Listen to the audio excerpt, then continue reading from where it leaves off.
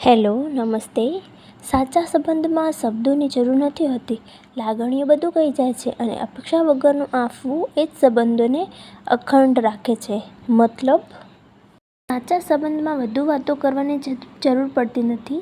જ્યારે બે લોકો વચ્ચે સાચી લાગણી અને સમજણ હોય ત્યારે શબ્દો વગર પણ બધું સમજાઈ જાય છે. એટલે કે દિલથી જોડાયેલા લોકો એકબીજાની સ્થિતિ, સુખ દુઃખ, ખુશી બધું અનુભવી શકે છે. આજકાલના સમયમાં આપણે શબ્દોમાં ઘણી અપેક્ષા રાખીએ છીએ. મેં આ કર્યું તો તારે પણ મારા માટે જ કરવું પડશે. હું કાળજી રાખું છું તો સામેવાળાએ પણ રાખવો પડે છે.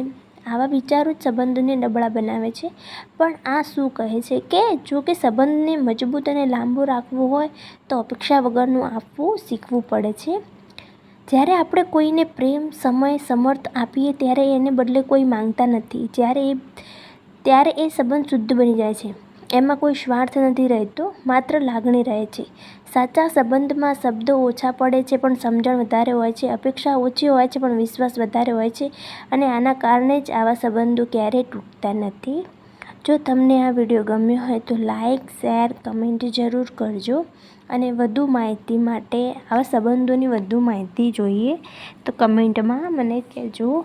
Bye bye. ઘણી જગ્યાએ કેવું હોય છે ખબર?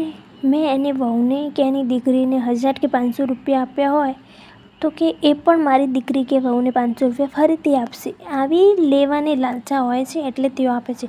અને જો ના આપે ને તો બે લોકો વચ્ચે વાતો કરી જાય છે કે મેં એની છોકરીને આટલા આપ્યા હતા, એણે મારી છોકરીને કે વહુને આટલા પૈસા ના આપ્યા. જુઓ, સંબંધમાં આવો વ્યવહાર ન રાખવો પડે. લેવાની લાલચ કરવાની ના જ હોય. સમજાય તેને વંદન. Bye bye.